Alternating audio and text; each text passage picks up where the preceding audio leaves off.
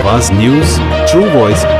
आदाब नाज़रीन, आवाज़ न्यूज़ चैनल पर आपको खुशामदीद। कामारेड्डी जिले के चिन्ना कुड़बकल गांव में 5 जून 2025 को पंचायती सेक्रेटरी धरावत कृष्णा लिंगमपेट के रिहायशी मल्लैया और इसकी बीवी सुजाता ने शौहर के साथ मिलकर मंसूबाबंद कत्ल कर दिया। चारों मुलजिमान मल्लैया, सुजाता, बाल राजू और दूसरे मल्लैया ने हथौड़ा, चाकू, आहनी, सलाखों और पत्थरों से वहशाना वारदात की। कत्ल के बाद लाश को मोटर गाड़ी के साथ खराबी तालाब में फेंक दिया गया।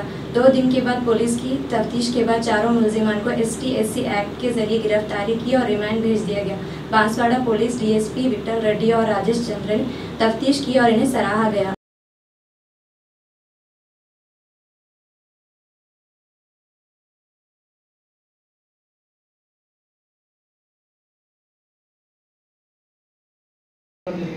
మొదటి 6వ తారీఖు రోజు విజిట్ చేసిన మన పోలీస్ స్టేషన్ రికార్డ్స్కి వచ్చింది. అది వెరిఫై చేసిన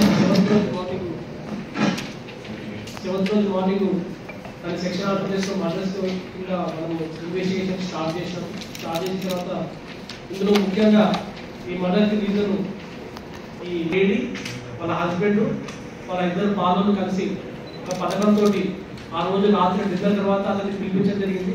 పిలిపించిన తర్వాత ఇంట్లోనే తను అటాక్ చేసేసి తనని చంపి హతమార్చి ఆ డెడ్ బాడీని ఒక 2 వీలర్ పైన ఈ రెడ్డిగుంట దగ్గర తీసుకుపోయి అక్కడ దాన్ని డిస్పోజ్ చేయడం జరిగింది.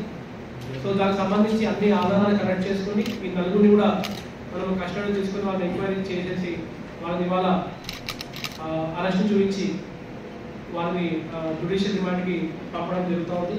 సో ఇందులో ఆ రోజు రాత్రి వాళ్ళ ఇంటికి వెళ్ళిన తర్వాత వీళ్ళందరూ ముందే అనుకున్నట్టుగా సేమ్ టైంలో వీళ్ళందరూ కూడా ఇంట్లోకి రావడం అండ్ వాళ్ళు గొడ్డలతోటి, రాళ్ళతోటి, మిగతా ఆయుధాలతోటి అతని పైన అటాక్ చేయడం, అతన్ని చంపిన తర్వాత అతని బాడీని తీసుకెళ్ళి ఈ రెడ్డిగుంట దగ్గర పడవేయడం జరిగింది.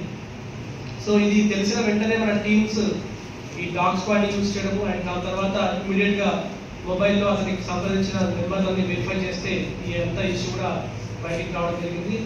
అండ్ ఇష్యూ రిపోర్ట్ అయిన వెంటనే మనకి ఈ అంతమందిని మనము వెరిఫై చేసేసి రూల్ అవుట్ చేసుకొని మొత్తము ప్రిలిమినరీ ఎంక్వైరీ తోటి వీళ్ళందరినీ ఫిక్సప్ చేయడానికి మనకి ఈరోజు 11వ తారీఖు నిన్నటి రోజున మనం అరెస్ట్ చేయడం జరిగింది. అండ్ ఈరోజు ఈ టీంలో మంచిగా వర్క్ చేసి ఫస్ట్ నుంచి కూడా చాలా శ్రద్ధగా ఈ కేసుని పరిశీలించిన DSP గారికి అండ్ CI గారికి కూడా ప్రత్యేక ధన్యవాదాలు.